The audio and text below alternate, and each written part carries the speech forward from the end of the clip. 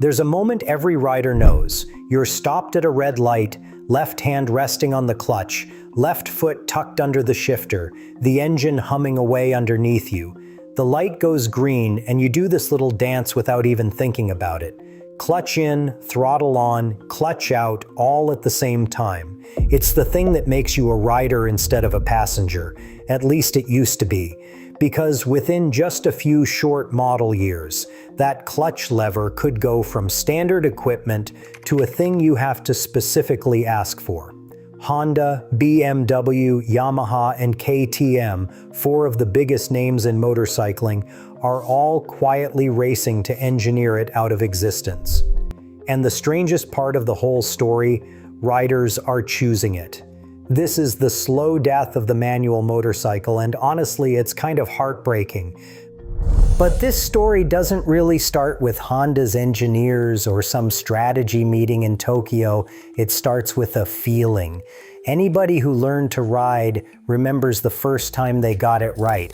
The friction zone, that tiny sweet spot where the clutch plates start to bite and the bike begins to roll forward under its own power. You don't learn that from a manual or a YouTube video. You learn it by stalling at a stop sign with a line of cars piling up behind you, going bright red in the face, and trying again and again, until one day your left hand just knows. It stops being a thing you think about and becomes a thing you feel.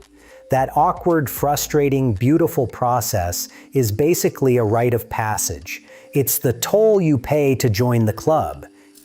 And once you have it, the manual gives you a kind of conversation with the machine that nothing else does.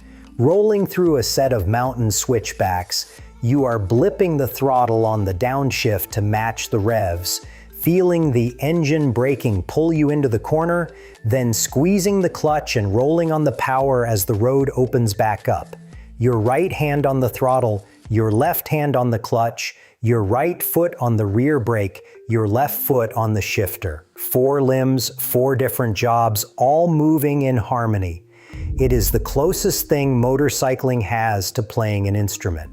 And for well over 100 years, that was simply how motorcycles worked. The clutch lever was as fundamental as the 2 wheels. Nobody questioned it. And then, very quietly, somebody did. That somebody was Honda. Back in 2010, on a big sport touring bike called the VFR 1200F, Honda introduced something called the dual clutch transmission, known as DCT. The idea was clever. 2 clutches working in a single gearbox, one handling the odd gears, one handling the even gears, with the next gear always pre-selected and ready to go. No clutch lever on the handlebar, no shift pedal at your foot. The bike just shifts itself, smoother and faster than most humans ever could. And you can flick through the gears with paddles if you want to feel involved. When Honda first dropped it, a lot of riders rolled their eyes. An automatic motorcycle? That's not a real bike. That's a scooter having delusions of grandeur. But Honda was patient. They kept putting DCT into more machines. The Africa Twin Adventure bike, the mighty Goldwing Tourer, the Rebel Cruiser. And something funny started to happen at the dealerships. People bought it. A lot of people. Here are the numbers, because the numbers are the whole story. In Europe, Honda's DCT crossed 140,000 units sold by 2020. By the 2024 and 2025 model years, it was past 240,000. And by late 2025, it had sailed beyond 280,000 units. Now look at the take rates, the percentage of buyers who choose the automatic over the manual on the same bike.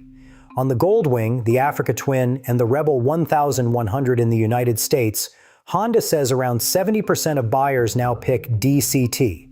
On the NT 1100 Tourer in Europe, it is roughly 2/3. I want you to think about that for a second. On some of Honda's biggest, most beloved motorcycles, the so-called purist choice, the manual is now the minority. The thing the diehards swore would never catch on is the exact thing most people are riding out of the showroom. Up to this point, the manual had always been the default, and the automatic was the weird optional extra. That was about to flip completely. Because in 2024, Honda played a much smarter card. They called it E-clutch, and this is the one that should really get your attention. See, DCT was a whole different transmission, heavy and expensive, easy for purists to dismiss as a separate thing. E-clutch is sneakier. It keeps a completely normal manual gearbox. It even keeps a real working clutch lever on the handlebar that you can grab anytime you want. But it adds a tiny pair of electric motors inside the engine case that operate the clutch for you automatically at exactly the right moment. You just twist the throttle and tap the shifter.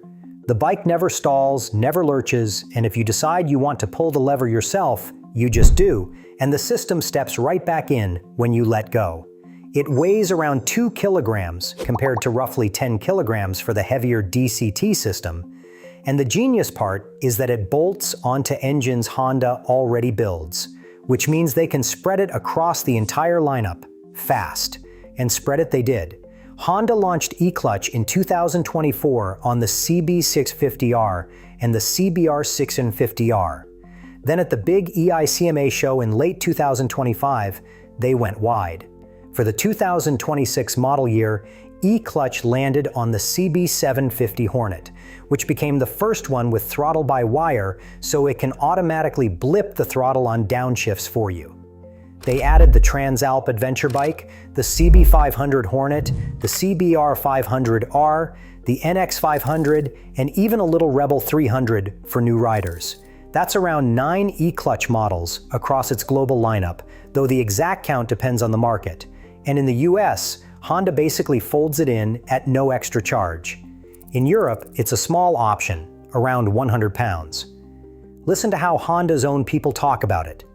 Colin Miller, a public relations manager at American Honda, said e-clutch gives riders seamless shifting without sacrificing engagement or performance, and that the goal is making the joy of motorcycling more approachable and intuitive for riders of every experience level. And Honda's marketing now flat out calls DCT the transmission of the future. Now, to be fair, e-clutch is honestly a brilliant piece of engineering, and a lot of people who try it love it. But read between the lines of that marketing, and you can hear what's actually being said underneath. The skill you spent months sweating over is increasingly treated as something you should not have to master unless you specifically want to. Honda would call that accessibility, convenience, less fatigue in stop-and-go traffic. And honestly, they are not wrong. But the effect is the same. The clutch becomes optional, and Honda, the single biggest motorcycle manufacturer on planet Earth, is betting heavily on that being the future. If Honda had stopped at the Goldwing, you could call this a niche thing for touring riders with bad wrists. They did not stop, not even close. If you're enjoying this deep dive, do me a quick favor and hit that subscribe button. We dig into the stories actually shaping motorcycling every single week, and I genuinely want to know which side of this whole debate you land on. Drop it in the comments. All right, back to it. While Honda was busy converting its lineup, the rest of the industry was not exactly sitting on its hands. If this were only a Honda thing, you could write it off as one company's quirk. It's so much bigger than that. Take BMW. In 2025, BMW rolled out something called the Automated Shift Assistant, ASA, and they put it on the R1300 GS and the GS Adventure, which are pretty much the best-selling big adventure bikes on the market. ASA uses 2 electromechanical actuators to run the clutch and the 6-speed gearbox, and there is no clutch lever on the handlebar at all. It's about an $850 option. Reviewers genuinely love the manual mode, where you still shift with your foot but never touch a clutch, though they grumbled a bit about jerky shifts in full auto. Then there's Yamaha. Yamaha launched its own system, Y-AMT, on the 2024 MT-09 naked bike, then spread it across 2025 and 2026 to the MT-07, the Tracer 9 family, and the Tracer 7. And Yamaha said the quiet part out loud, openly noting that a lot of new riders never learned to shift gears, because the cars they grew up driving were automatic too.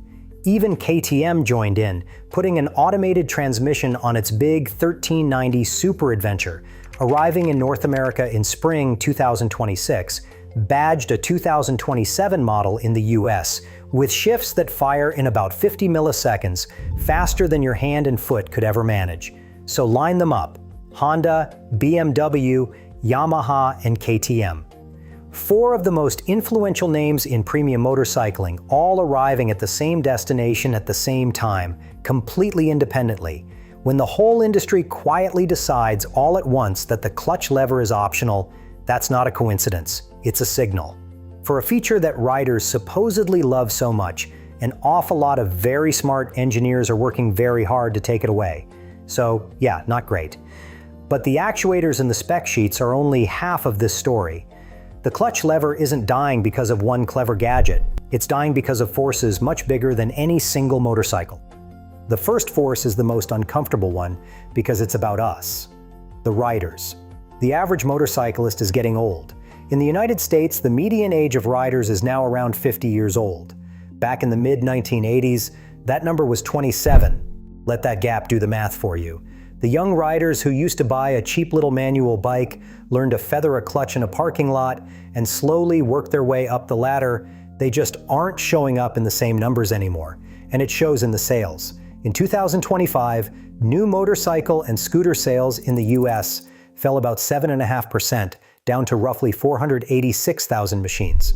The first half of that year was the weakest start the industry had seen in a decade. That's the kind of figure that makes accountants cry. And when your existing customers are aging out and your sales are sliding, you stop designing for the diehards. You start chasing the millions of people who don't ride yet. And those people, frankly, do not want to spend a weekend learning to operate a clutch. The second force is electric, and it's the one that ends the debate entirely. Every single electric motorcycle eliminates the clutch and the gearbox completely. No lever, no shifter, nothing to learn. You twist the throttle and you go, smooth and silent.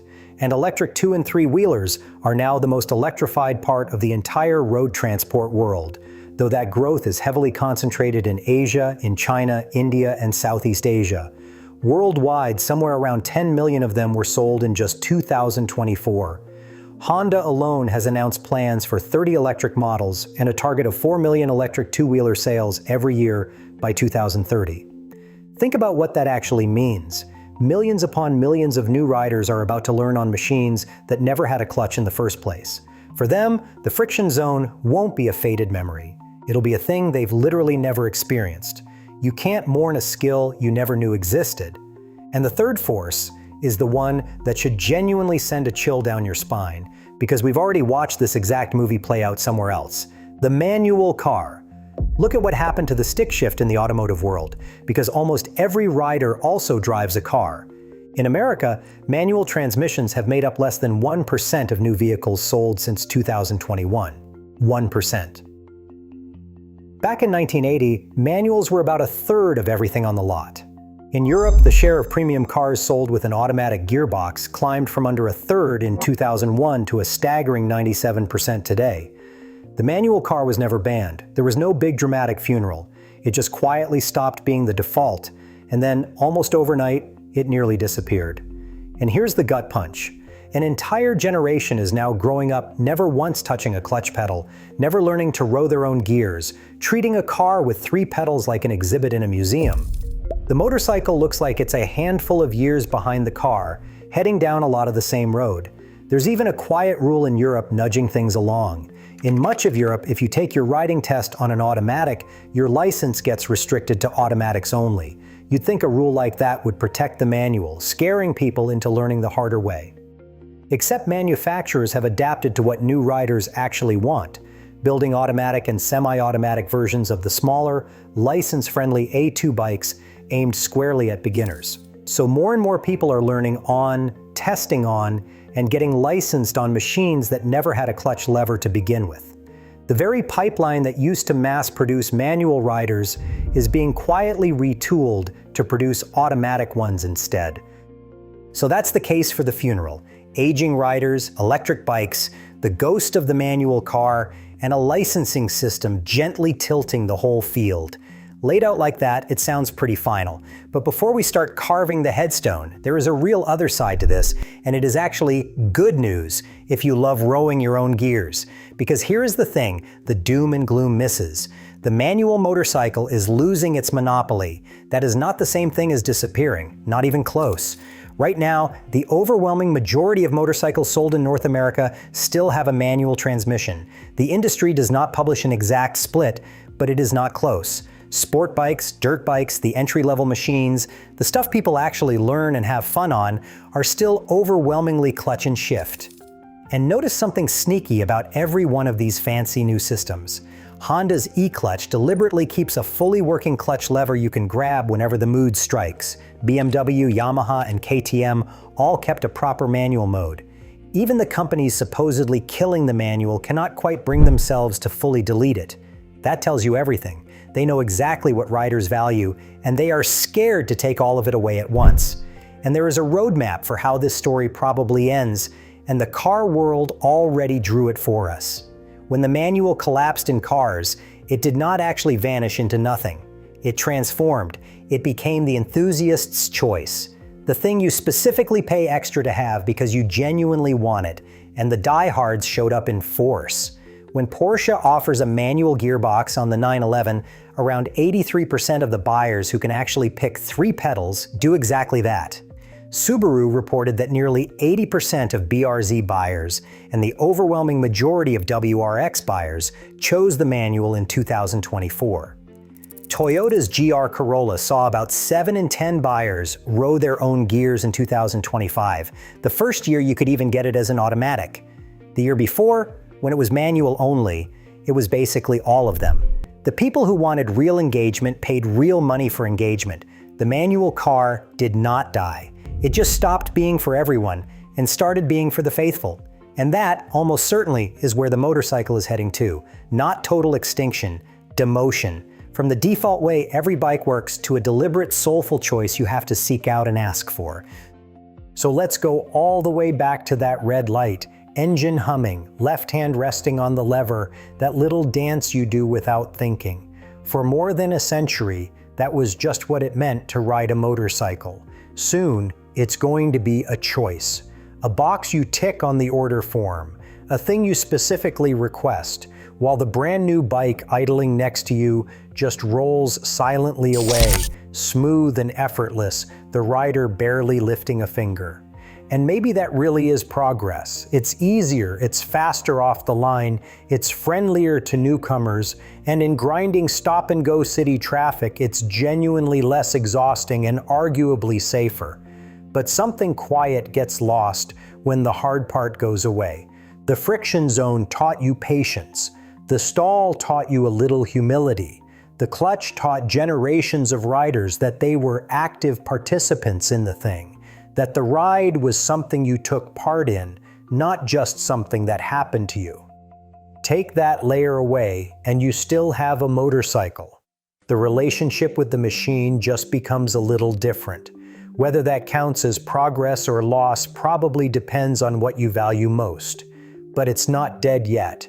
So if you've got a bike with a clutch lever, ride it, stall it, learn it, love it, while it's still the normal way of things, because we are watching in real time the slow goodbye to one of the very last truly analog things left in a world that is automating absolutely everything else. If any of this hit you somewhere, smash that like button and tell me down in the comments when you finally buy your last motorcycle, years from now, is it gonna have a clutch lever? Because I already know my answer. Ride safe out there, and I will catch you in the next one.